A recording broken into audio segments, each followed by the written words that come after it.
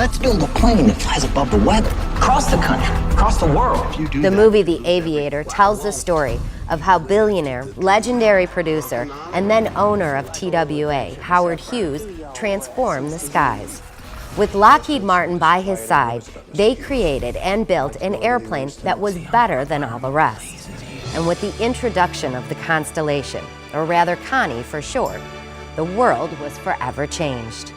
From back in the 40s when it was designed, its styling, the curves on the airplane, everything that you don't see on airplanes today, you see on this airplane. You know, the triple tail, you know, everything was designed from an aesthetic nature and not an aerodynamic nature.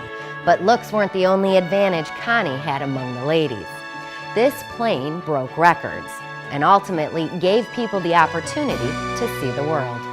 It was 14 hours cross-country until the birth of this airplane. They cut that time in half, down to 6 hours and 57 minutes.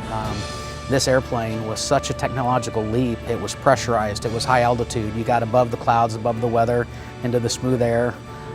You had transcontinental capability, and that also opened the door for transatlantic capability. The Connie quickly became the star of the sky and captured the heart of the American people, both on and off the big screen. It's an experience. Until you've been in one and flown in them, there's nothing like it. It's hard to explain. Just to listen to the engines roar. You could hear one coming from miles away. It didn't matter where you wanted to go, the Connie could take you there. And nearly 7 decades later, those feelings haven't wavered. That pride still exists, both for the workers who created the plane and those IAM members that kept her running day in and day out. It's nostalgia of the airline industry because it brought aviation to the world.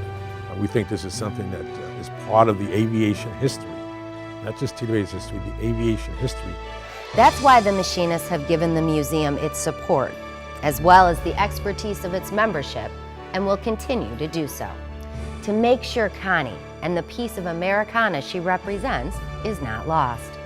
And we need to preserve that history and preserve those memories of a great airline, of a great group of people who are now, you see, come together for the sole purpose of keeping that 880 in the air and that museum and TWA and all the other things that go along with it, to keep it in people's memories so you don't forget. Because in the world of aviation, and here at the IAM, the Connie is unforgettable. For the Machinist News Network, I'm Deirdre Kaniewski.